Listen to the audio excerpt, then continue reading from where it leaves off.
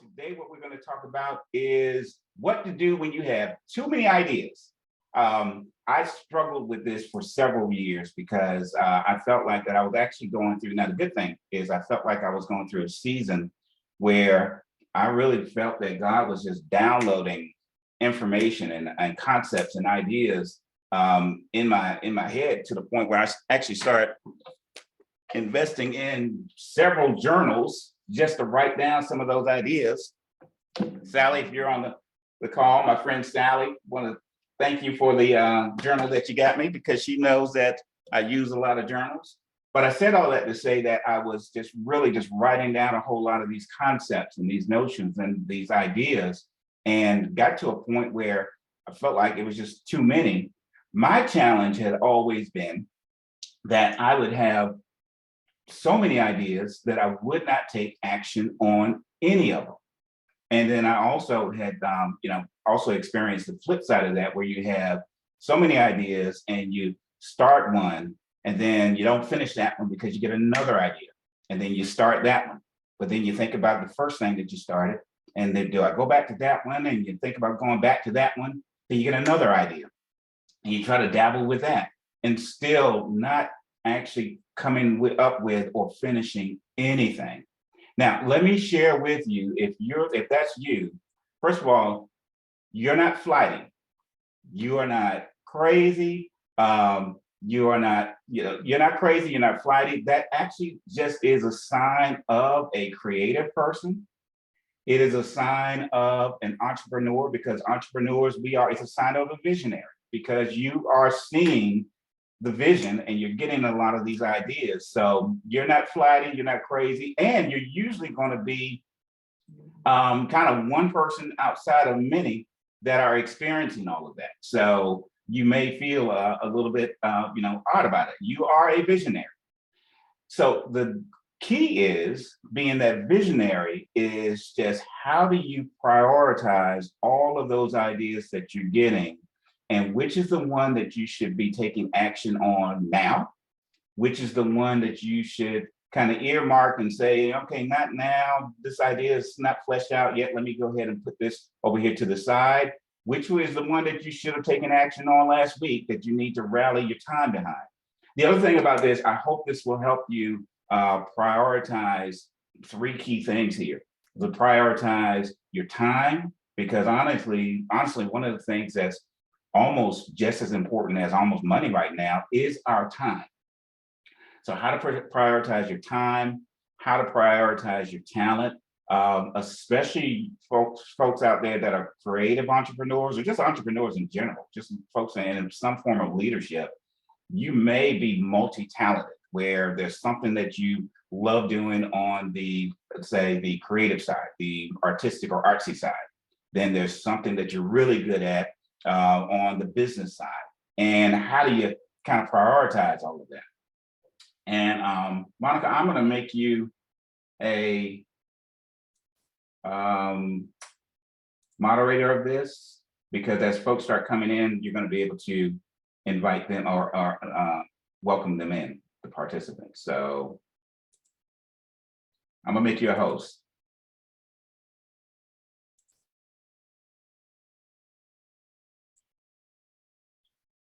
Great. Now, so you should be able to let folks in. So what you'll be able to do is just prioritize all of those thoughts and those ideas and see what you need to do, or especially to prioritize your time, your energy, and your resources, because there's certain ideas, many of those ideas, you need to be putting some dollars behind. You need to be investing not only your time, but a lot of times it's going to come to you having to invest some form of resources and dollars. And to do that, you can't do it on all of the ideas. So that's where you need to prioritize which is the one that you need to be stepping out on.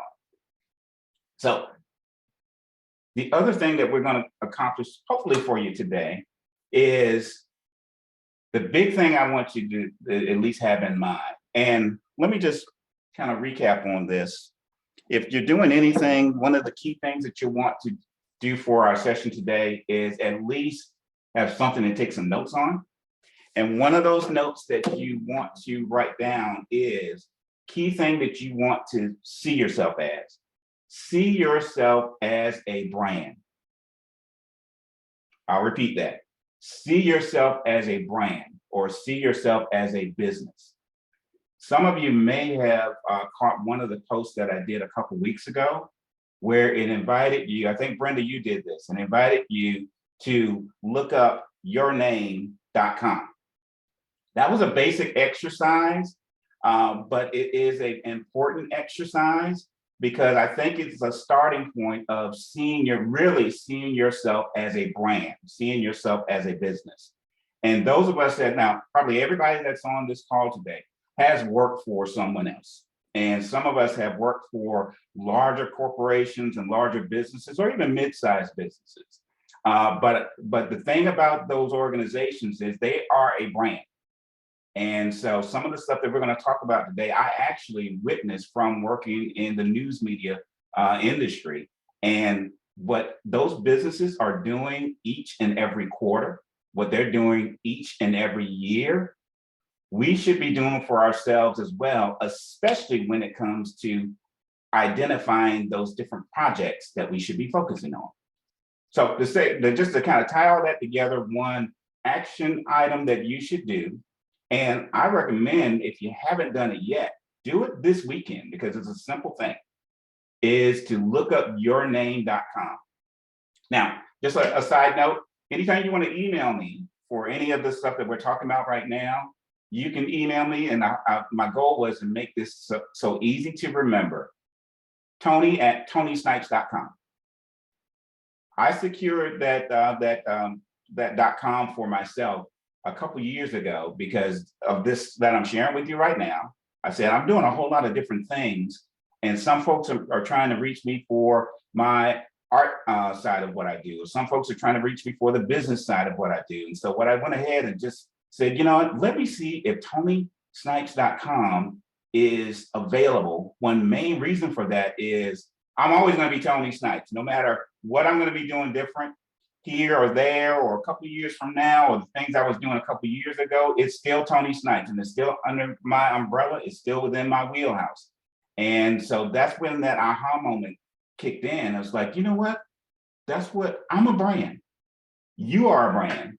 And so a cool starting point is just doing a search to find out if yourname.com is available. And a couple resources that you can use to track that is, now I have no affiliation with these folks, but I check them out as far as being reputable. And if there is anything that they charge for those URLs, it is quite affordable, comes with great recommendations. Bluehost.com is a site that you can check to see if yourname.com is available. That's Bluehost, BLUEHOST, Bluehost.com, or dreamhost.com. Thank you, Monica, for putting that in the chat. And if you haven't done this already, just feel free to go to either one of those resources. And it doesn't cost you anything to do the search on your name. But that is, again, just kind of like an anchor point or a starting point, an action item of seeing yourself not as Allison, not as Monica, not as Brenda, not as Sally, not as Tony, but seeing yourself as a brand or as a business. Because let's look at it this way as well, too. Even with us working 9 to 5 for whoever we're working for, when you look at yourself as a brand, then your employer, actually, you want to see them as your biggest client. Even if you're not able to work on any of the other projects right now, the big project that you're working on is your job, your 9 to 5. So see them as your biggest client.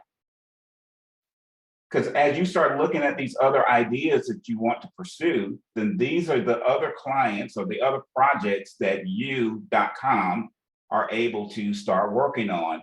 But let's say if for the next 6 months, you never get an opportunity to really start taking action on any of those other dreams and ideas right now, you're going to get to them, but still see yourself as yourname.com and still see yourself as every day that you're going to work, you're not necessarily going to work, but you're working for and collaborating with your biggest client, which just happens to be the organization that you're working for.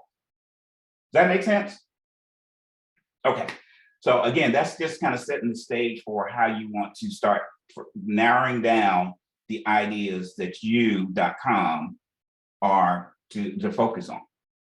So that gets us to the next thing that we're going to talk about is, out of all those ideas that you have, and of course you don't try to do them now, but I'd say do them this weekend. If you get the opportunity, start listing those ideas that you have. Now, let me back up a little bit. I mentioned this a little bit, and those of you that have known me for a while know that I have worked several years, actually for a little more than 2 decades within the news media industry. I did about 7 years with local newspapers. I just completed about 12 years with local television, and also have done, most recently, have done a few years in radio. And one of the key things that I saw that was, especially when I got my start back with local newspapers, this was an awesome God moment for me. When I was first invited to participate in some of the planning sessions of some of those publications that the newspapers were doing. And this is especially when newspapers were big. This was before the internet really took off, and when newspapers were the juggernaut of the media, of local media. I was able to sit in some of those conferences and those board meetings and take a look at how they planned the different projects that they were going to do. And the aha moment, again, this was God just kind of speaking to me, saying that pay attention to what's going on, because this is what you and the rest of us that are on this call can do as well. But none of this is new. The organizations that you work for do this every quarter. They do this every year. And the main thing that they do, and some of you may have been a part of it, is that strategic plan for the upcoming year. You can do a strategic plan for your practice, your brand as well.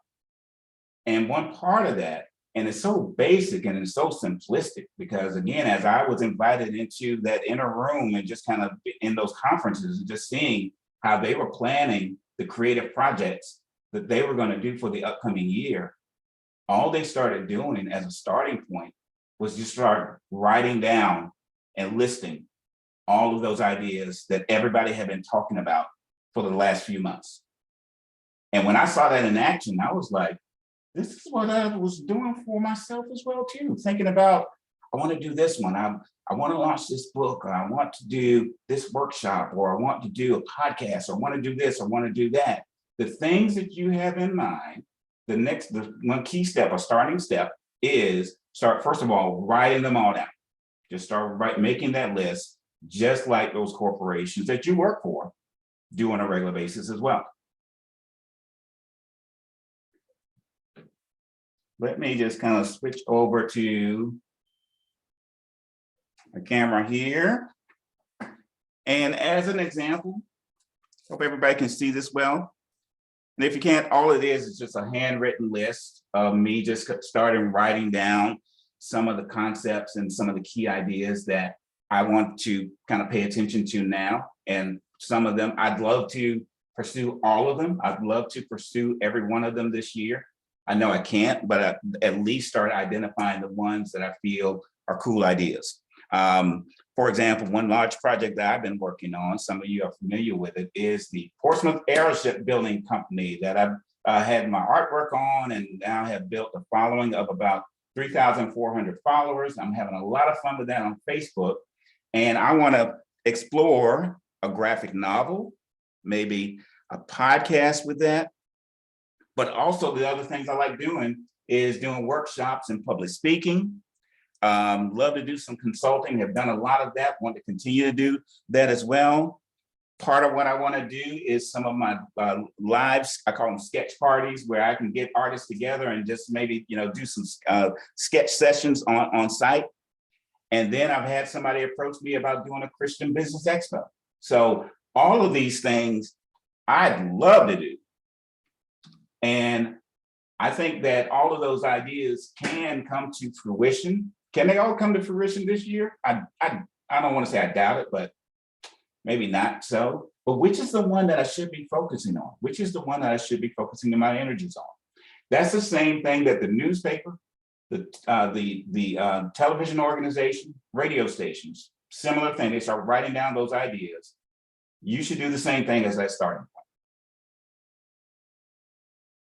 Now, I want to take a pause for a quick second just to kind of show you on that note. Some of you may have been seeing in the background here is, I always have trouble doing this, just kind of lining up with what I'm seeing on the screen. One of the ideas that I was blessed to be able to have come to fruition is my recent art book, my book of sketches. I had an awesome time putting that together. But I've got this in the background because this is a physical example of this process that I'm sharing with you. I knew that this was actually one of the on my list of ideas last year.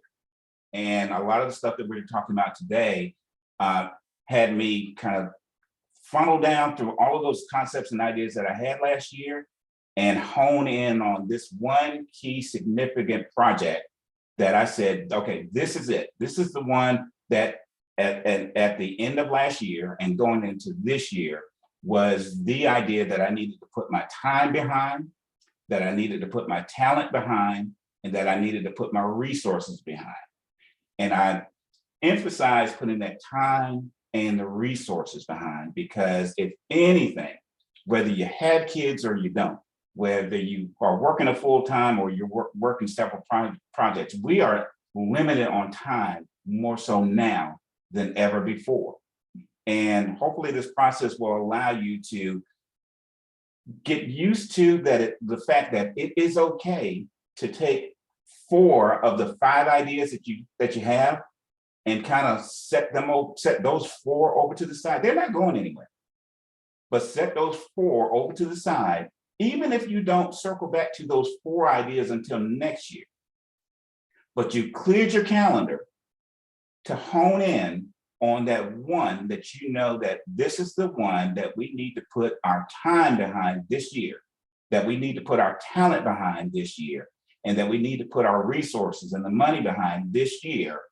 Those other 4 ideas will still probably try to creep back in.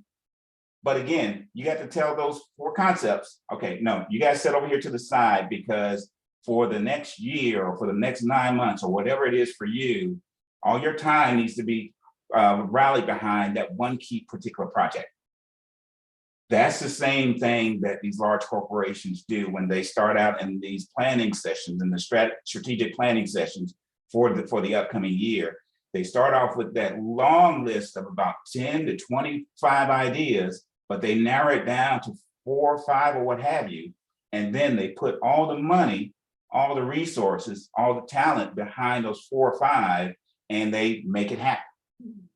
Whether those ideas turn out to be successes or not, at least they were able to move the needle and make it happen. And so again, as we're going through some of the stuff we're talking about today, my goal is that you're able to make something happen, at least one of those key ideas, move the needle on it.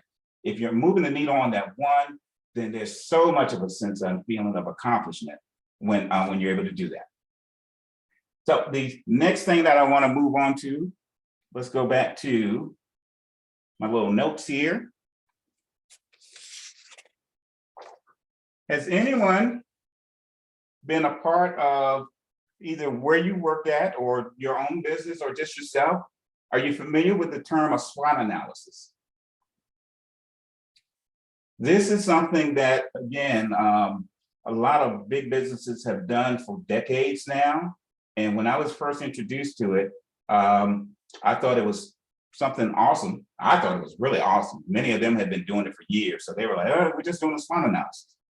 But what it is, and especially when I started doing it for myself, I thought it was something that really just kind of was an eye opener as far as how to move the needle and how to take all those different projects that you are looking at as far as the potential ones to move on and honing in on the 1 or 2 that are most relevant for right now.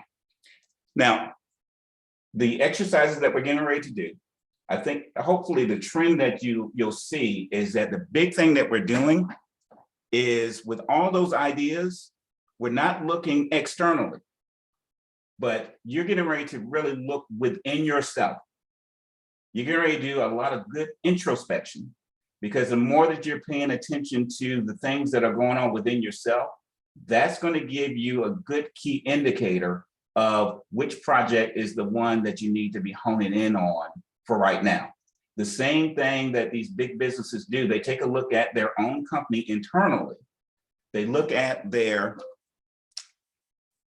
SWOT, SWOT, or strengths. Hopefully y'all can see that, but the first one is strengths. They look at their weaknesses.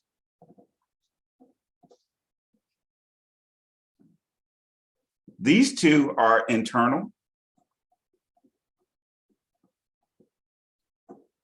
And these two are the ones that we can impact ourselves, because it is us. It is our strengths.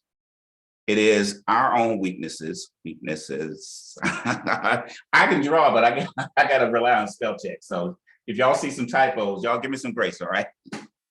So your strengths, your weaknesses. The O is for opportunities.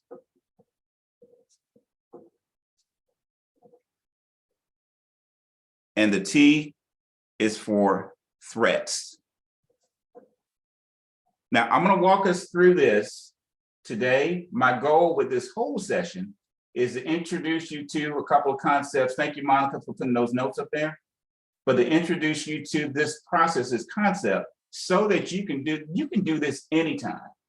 You can do this on your, I've done several of these just like in the middle of the night before I went to bed, just kind of thinking about my ideas and just thinking about the future, and just whipped out a sheet of paper like I'm doing now and just did a SWOT analysis.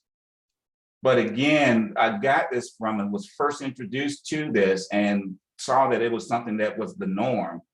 But the newspaper, television organizations, all kinds of corporations have been doing this for decades, and it is effective. So the thing that you want to take a look at before you start looking at which is the idea that I need to hone in on, you need to take this look within.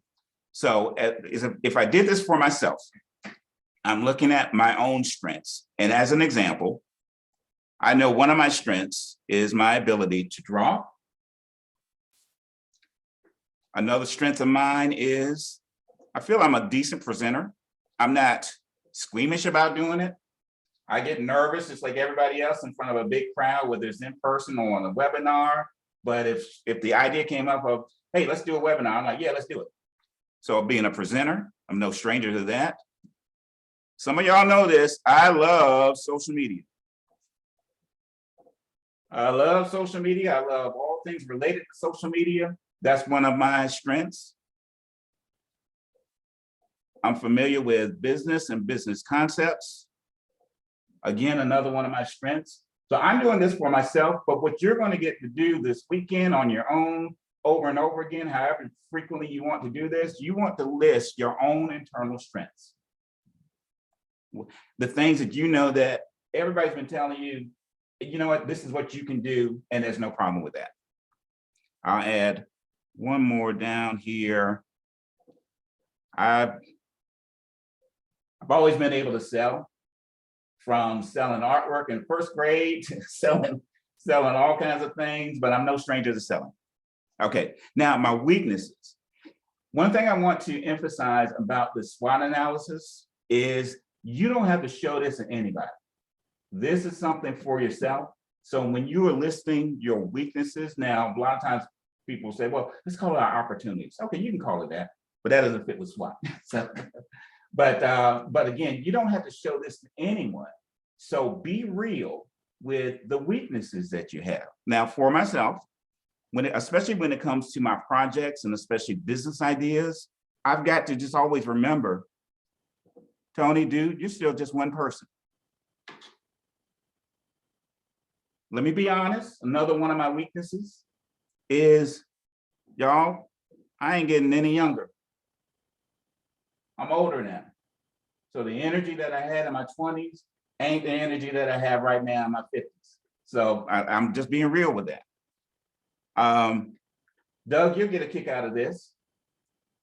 One of my weaknesses is I used to be back in the 90s on top of graphic design, but graphic design has changed, and the tools and the stuff that's out there now, it ain't what it used to be in the 80s and the 90s. And so that's one of my weaknesses right now.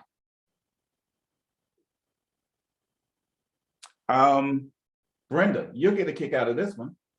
I'm an artist and I've published some art books, but I'm not a writer.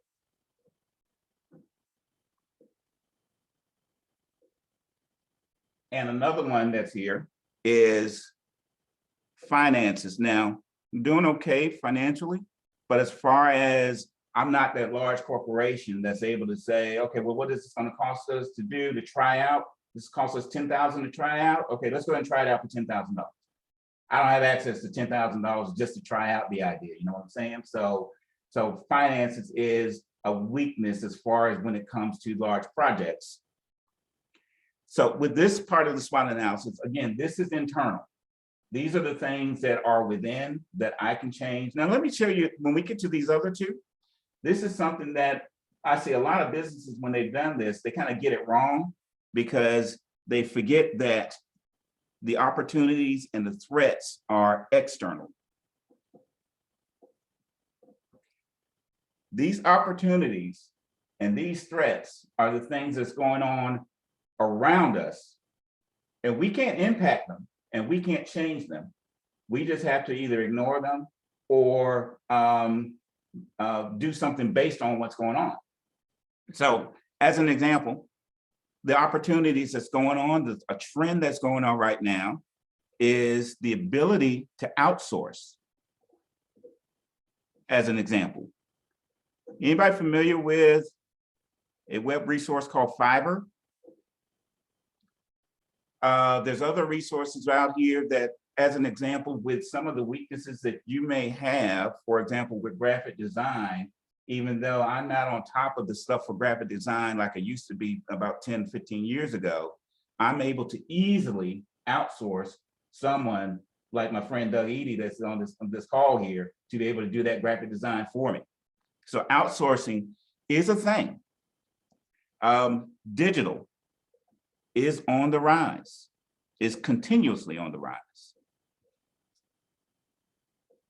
For those of us that are creative, well, everybody here that is creative, but those of us that are, let's say, creative storytellers or are creating something that has to do with storytelling, like some of my folks that's on this call or will be watching this video are into doing comics or writing books or things like that.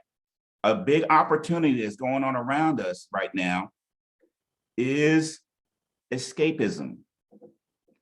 And what I mean by that is, y'all notice all the streaming services that are just popping up every month? Everybody's got a streaming service, from Netflix to Peacock. And they're making money because people just have this desire, as we're going through our day-to-day, the hustle and bustle and dealing with all the stuff that's going on in the news.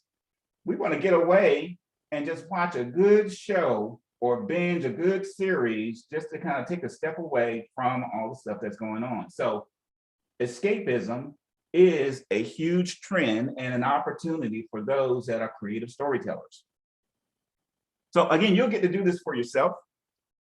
And the threats. One of the threats that's affecting all of us is the pandemic.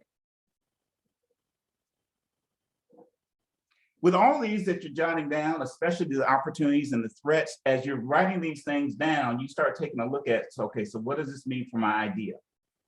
The idea that I have as far as doing workshops. I'll give you a perfect example. I started doing workshops at area Hobby Lobbies where I was bringing people in to do art classes.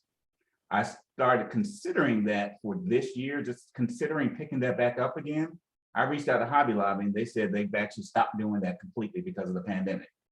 So that affects my idea but that may shift my idea to, okay, well, we're not going to do that in person anymore, but digital is continuously on the rise. So let's look at doing the version of this as far as like we're doing today, doing virtual workshops or doing virtual sketch parties or things like that. So again, you take a look at the things that are going on the outside and seeing what does that mean to the list of ideas that you have. Another threat that's taking place, because digital being on the rise, attention spans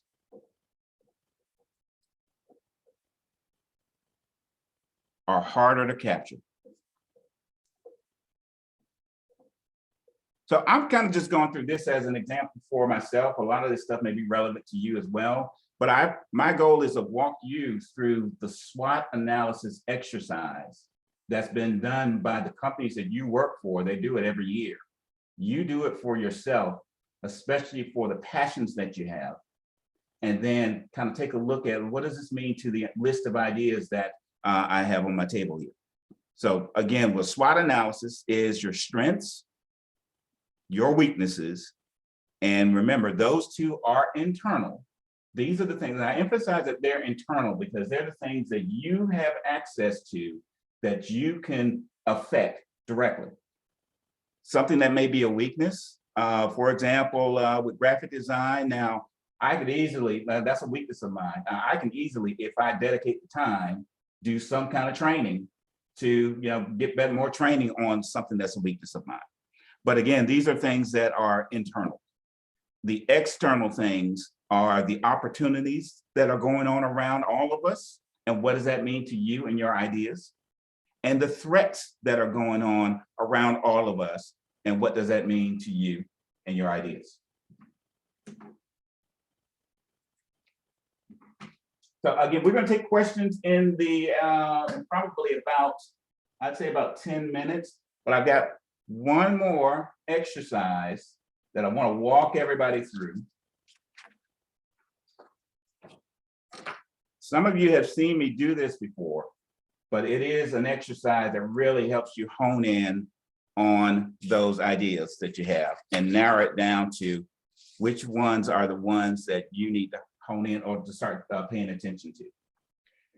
So if you've got a piece of paper, now you can do this now if you want. You can definitely do it later. You can kind of see how simplistic and basic this is. You don't need anything fancy to make these circles. I just took an old disc that was laying around. You just get a piece of paper. And again, with these exercises, these are things that you can do now and do over and over again for yourself, but get a piece of paper. Draw that first circle, like you see I'm doing here.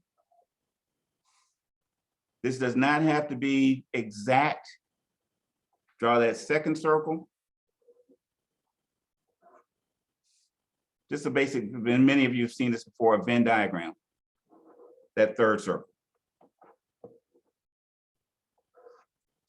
Get those 3 circles going there first. The first circle, this is your passion.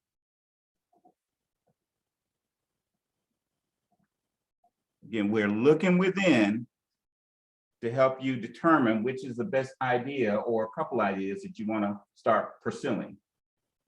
But this first circle is your passion.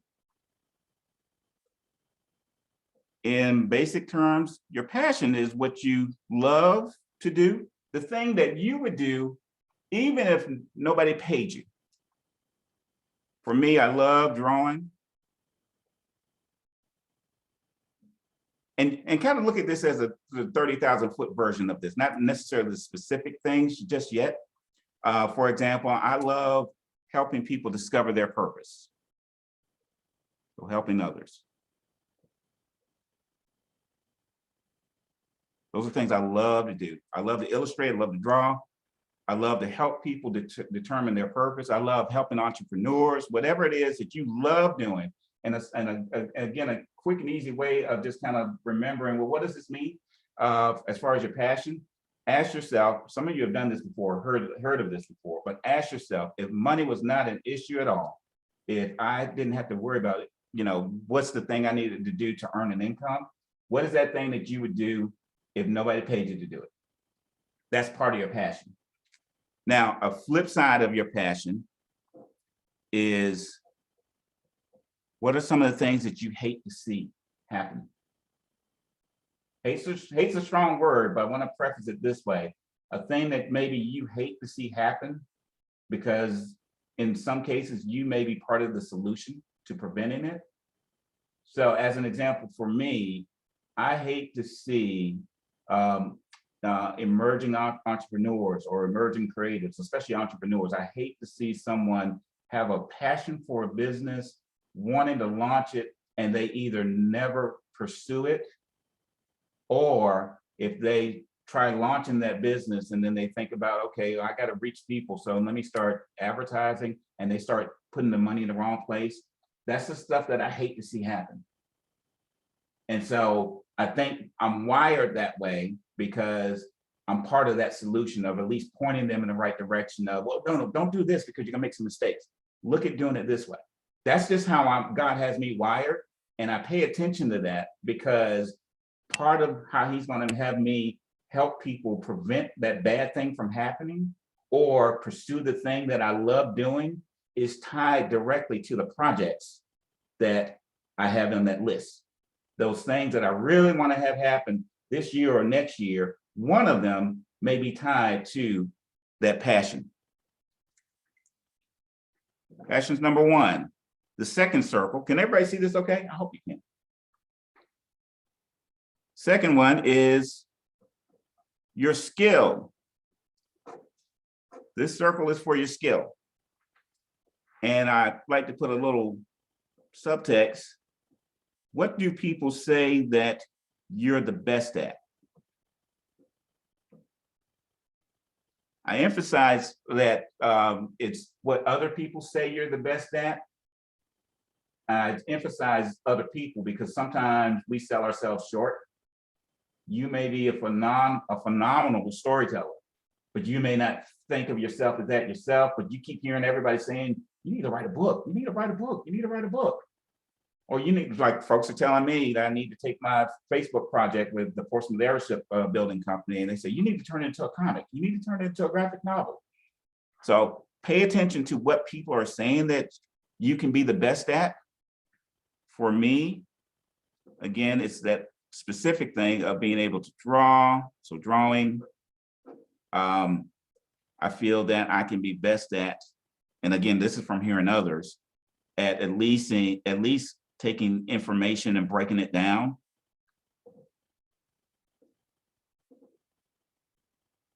Info sessions, webinars, things like that. This exercise, again, is for you to do this for yourself and to be able to do it on a whim. When you're sitting down and you're brainstorming, man, we're going to go into another quarter and I still have not done that idea that I wanted to do, then do this, do those circles. Grab a scrap sheet of paper, start doing these 3 circles and look at what's my passion, what's my skill, what is the thing that people say that I'm the best at. And then the third one is, what's the demand that's out there? Or in other words, what are people willing to pay for?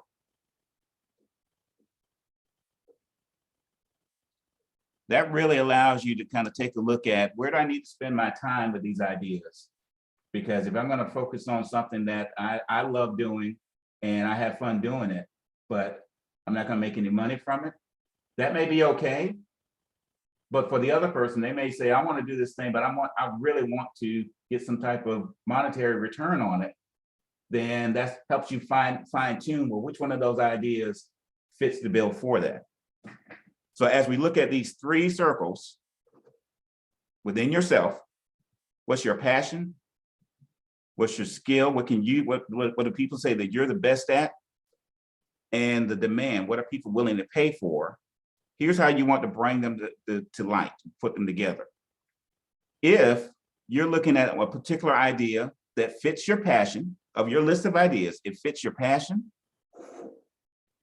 and people say that you're good at doing this, but you're noticing that, yeah, but you know what, there's not really a demand for this.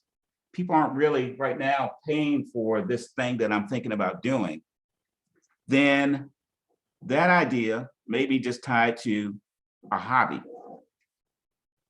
You love doing it. You're great at doing it, but there's not anybody really willing to pay for it. That still may be okay, but that idea may be the one that kind of falls in that camp of, dude, man, this is just a hobby right here. So take a look at your list of ideas with that in mind. Now, let's say your idea is something that you love doing and people are willing to pay for it, but you're not the best at doing it. Now, again, with my own self, I can illustrate a book and people are willing to pay for books. But for these folks that are saying, well, go ahead and do a comic, write a comic. I'm not a writer. And so if I try to tackle that particular idea by myself without the outside help, then I will get frustrated. If you don't have the training, you love doing it, there's a demand for it, but you're not the best at doing it, then you will get frustrated if you jump into that idea unless you have the resources to outsource, unless you have the resources to hire like Debbie or Brenda, who works with Right to Ignite, who have access to writers that can help me write this thing. If I'm not prepared to do that this year, it may be something that I might be able to do next year. But again, looking at that list of ideas, that idea, as far as writing that book myself or writing that comic myself, may have to be one that I table to the side right now because I need to get the resources or the training to do that. And so that helps make that list a little bit smaller. What is that for you? And then the third concept is something that you're great at doing. It's something that there is a demand for, but you know what? Your heart's just not in it anymore. Your heart may have been in it before, but just right now, and you know what? I just don't want to do that. I'll give you a perfect example for myself. I can do portraits. People have been coming to me saying, hey, can you do a portrait of me and my family, whatever? I've got a whole concept of how to price that thing out, but at least where I am in this season of my life, I don't want to do portraits anymore. That's because if I did, I could do those, but they become a job. And that helps me fine tune that list. Whatever that list is for you, when you start taking a look at those things that, yeah, you know what, you're great at being able to do it. You could pull it off and yeah, you can sell it. But would your heart be into it? Or would it look like I got a 9-to-5 already and now I got a 9-to-5 on the weekend too? That idea may fall in that camp of it will turn into a job. And so that helps you fine tune it again. So my goal today was to just at least introduce you to these exercises that you can do for yourself, that you can start doing a couple times this weekend, going into next week, whatever it is for you, but just going through these concepts and looking at it in light of your list of projects and ideas. And that's what helped me to kind of fine tune the things that I was able to take from a notion, from a concept to something that I was able to actually to launch.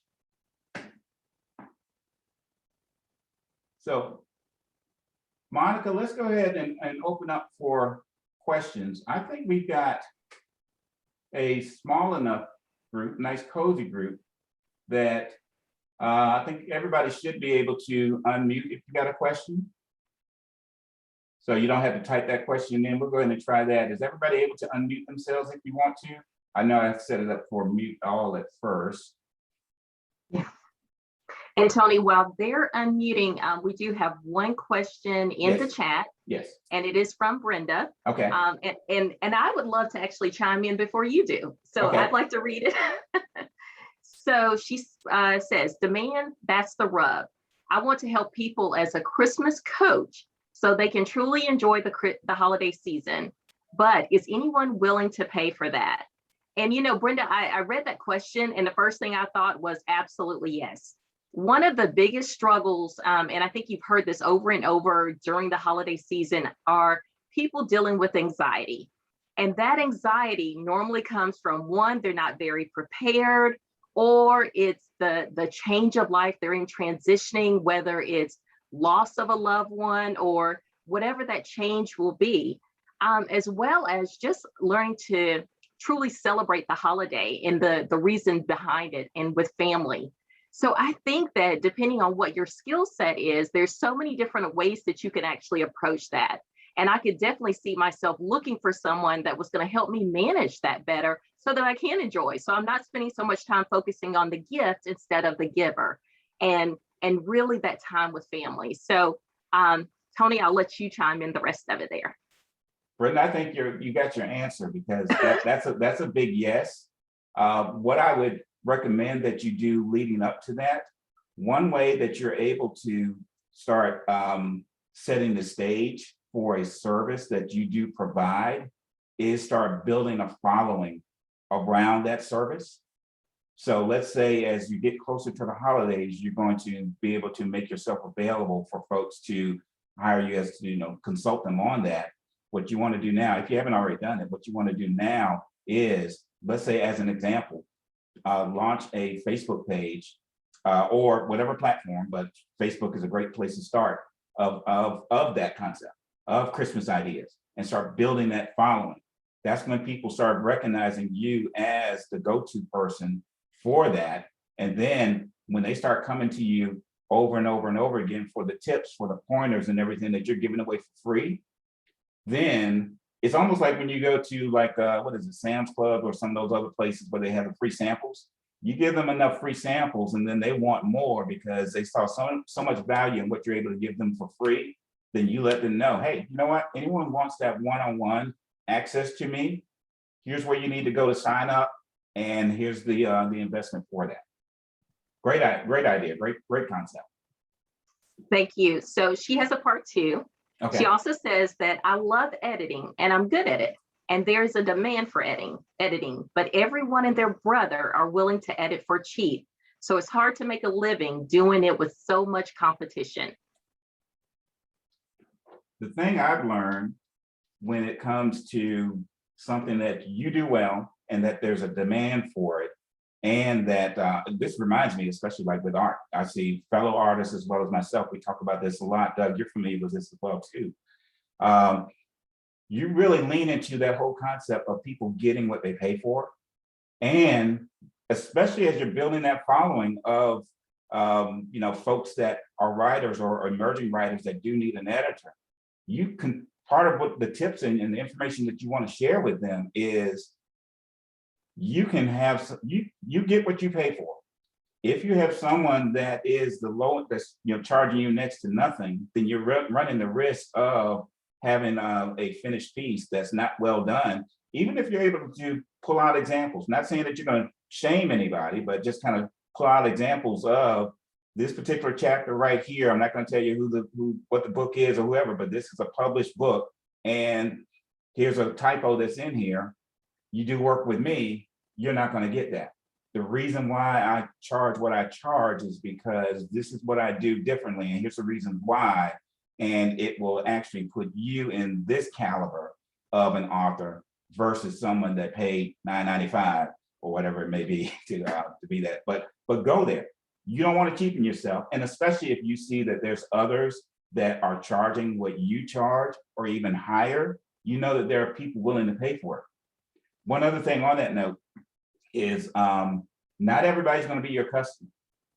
And us artists, we come across this all the time. We've got folks that are coming to us and say, can you do an illustration for me? And I got $50. Or Doug, this, somebody wants a logo and they got, they want that logo for $99. Well, I'm not your guy. And you may feel free to point them to, for that, I'm not your person, I'm sorry. If that's your budget, I understand. Here's some places that you can go that will satisfy that budget, but I'm not your guy. So feel free to walk away from business, because there is that person that's saying, you know what, I got $500, I got $1,000, whatever.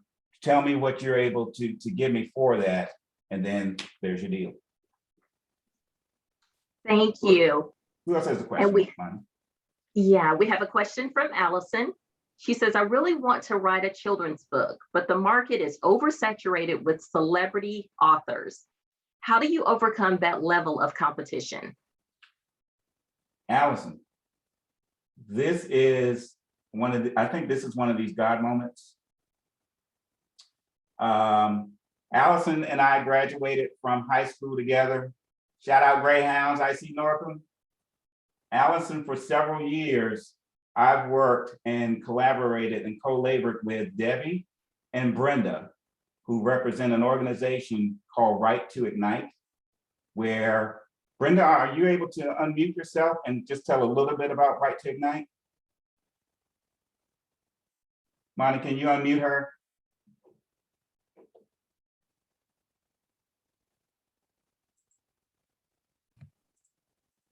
There, can you hear me now? Yes. Hi, Allison. Right to Ignite is a nonprofit organization that hosts master classes on writing for children with a Christian viewpoint. So we cover all the ages from picture books up to young adult novels, fiction, nonfiction. We've got a master class coming up that is on writing devotions. And we're on so many different social media platforms, but we're probably most active on Facebook, but we've got Instagram, we've got Twitter, we've got Pinterest. So, I mean, we offer, as Tony suggests, we offer a lot of free content. We've got a blog, so you can probably find a lot of information there. You know, we would love to help you get your book onto paper, and we know agents, we know publishers, you know, so we can give you some good pointers too. And we offer critiques. Paid critiques. Yes. Allison, these ladies here, I've been blessed to work with them for probably about going on 5 years now. And they continuously amaze me with not only the expertise that they have themselves, but as Brenda mentioned, I mean, they've got access to, you know, the right people to get you on the road to publishing, to get you on the road to what you need to, you know, fine tune. I've seen folks go from that concept of a book of not knowing what to do, spending time with folks like Debbie and Brenda and the rest of the folks from Right to Ignite. And then next thing you know, they've got their first published book. And they are so humble, but they've got books themselves that they've written. So offline, I want to make sure that y'all are connecting with each other, because this is what I think is one of those God moments where Allison was one of the earliest people to sign up for this workshop. Brenda, Debbie, you know, they've been connected with me for years now. They joined in, and I think something's going to happen from this. So I hope that at least gets you on the road to getting your question answered, because you can take that book idea and actually get it, like Brenda said, get it on paper. Next Okay, question. Doug, I saw that you were unmuted. Did you want to just ask your question, or would you like for me to read it? It doesn't matter. Feel free to go ahead. Okay. Well, my question was that it's like if one wants to pursue the idea of escapism, because I think that was actually kind of a really interesting concept to kind of bring out, because I never really thought of it that way. But how does one still be authentic in the process of creating that escapism? Because there's so many brands out here, there's so many ideas out here that are just based upon trend versus value. Mm-hmm. And which kind of goes into, I think, Miss who asked the question about the book, about the competition. Right. Because a lot of times when you look at a lot of these celebrities, they're based upon who's hot right now. Mm-hmm. Versus they don't, and then you look a year now, they're nowhere to be found. So how do you create that balance between escapism and authenticity so that you don't end up trending yourself out of relevancy? If that makes sense. I know that was kind of a No, Doug, I'm gonna say at least I think one starting point to kind of help determine if what you have in mind, the concept that you have in mind, is it satisfying? Is there an audience for it? Mhm. Is one of the things that's been, whatever people say about social media, I think one of the blessings in it is it does give you that starting point to start building a following and see if there's potential for the concept that you have. The example that I'll use personally is my project that I'm doing on Facebook with the Portsmouth Airship Building Company. Weirdest concept that you can ever think of for just the people in general. But Facebook and the social media following that started gravitating towards that is really what started making me pay attention to it, because those of you that have been hanging with me on social media for a while know that one of the things I started out with was art lessons from God, which is still your creative mission is a byproduct of that. And I still have that. But the thing I started paying attention to was this little project that I launched on the side where I took this series of art, posted it on its own separate Facebook page, and started seeing that it was attracting people. And the people weren't going away. The people kept coming back over and over and over again. And they kept saying, we want more, we want more. That's when I started praying about it. And I was trying to hone in more on just other art projects. But God was saying to me, at least I thought I heard, pay attention to what I'm doing over here with these folks that like these crazy ships that you're drawing and painting, because there's something to that. And it has grown into the largest Facebook following that I've ever had. I've got now 3,400 followers and easily can get to 4,000, just putting a little few extra dollars just promoting it, but it takes off on itself. I said all that to say that at least when you've got a couple concepts and one that you feel that I think there may be something to this, I've launched a Facebook to see if I can grow a Facebook group. And the good thing about when you grow that or start trying to attract that audience, asking them questions about what they like, what they don't like, that gives you an idea of, okay, these folks really like this, but they don't like that. Another example with that same group, I started doing videos with the artwork. And at first my videos were just taking all kinds of different drawings that I did and just kind of slapping it together. And one of the guys said, I don't know what I'm looking at. And that hit me hard. I was like, yeah, I am just kind of throwing stuff out here. So let me take some time and think this through of a little mini story with this video that I'm getting ready to do next and see what they say about that. And when I posted that, they were saying, oh, we love this. Are you going to do a comic book on this? We want this, we want that. But all of that was just getting a read from the people. The people will tell you what they want and the people will tell you what they don't want. And that's when it goes down to basic supply and demand. If you see that, okay, there's a group of people that say, hey, I like what you're doing, you have more? Then that's, if you feel that you can deliver more, then go there. If you throw that project out and start saying, okay, I want to build a Facebook following on this, and for a year, I want to see if I can potentially grow it from scratch to 1,000 followers, and you get crickets, then that might be an indicator of maybe not with this particular concept that I have here. I hope that helps. No, it did. One last thing on that for everybody. As you can tell, I'm big on using the social media platform to help determine if there is a need for your idea. Picture yourself going to a bank or some type of resource where you're ready to take your concept to the next level, whether it's an investor, family members, whoever it is, but if you're planning, let's say, picture yourself trying to take it to the next level and asking people to come alongside of you and to support you. They're going to ask you, what makes you think that this is a good idea? What do you want $10,000 from me, or in Monica's case, you want me to be on this video with you? What makes me think that this is a good idea? You're able to say, well, as an example, I have a Facebook group that's of about 800 or 1,000 people now, and it's growing every month or growing every week.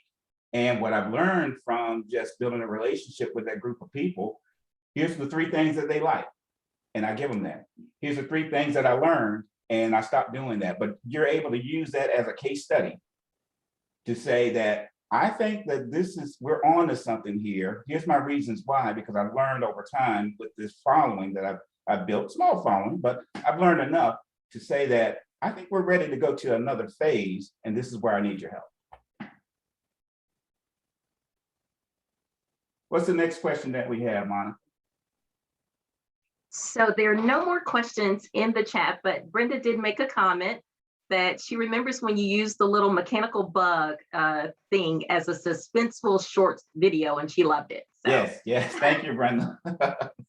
Tony, I wanted to see if I could just speak a little to that question about escapism and authenticity. Yes, please do, Debbie.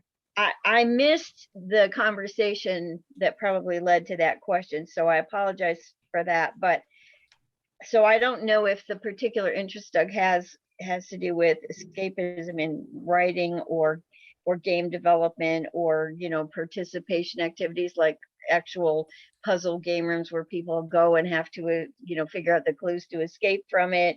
There are screenplay writing, there are a lot of video making, things like that directions that could go in under the category of escapism. But what I would say is that the authenticity part, it has to connect, no matter how imaginative and out there and weird it is, it has to connect with some real interest and need that people have that would make them want to get involved in it, want to know more, want to keep reading, participating, rooting for a main character or a group of people, whatever that might be.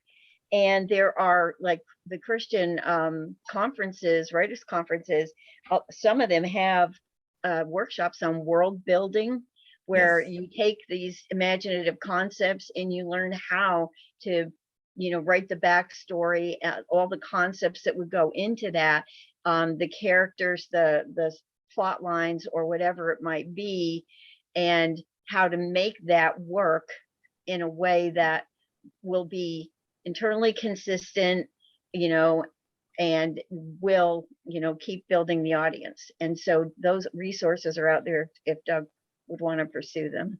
Absolutely, thank you. Doug, she's spot on. That's why I have smart friends like all of y'all, because there's a whole lot of knowledge on this call. Debbie, thank you so much for sharing that. Welcome. Gang, I want to say officially, or for the record, that anyone that, I know we officially carved out an hour for this, I'm going to hang around still a little bit longer to entertain questions, and I'm going to, in the upcoming week, send this video to everybody. So if you've got to leave because of time, feel free. But those of us that are still here, if you need to hang around for a couple more questions, I'll be glad to entertain those. What other questions are out there? Anyone else? And I think everybody should be able to unmute themselves if you need to ask your question. Yes, everyone's unmuted. Thank you, Allison.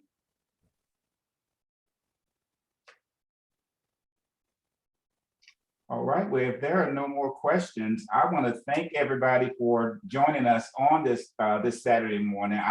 I had a blast doing this, and I'm so glad to see everybody that's here. See Sally.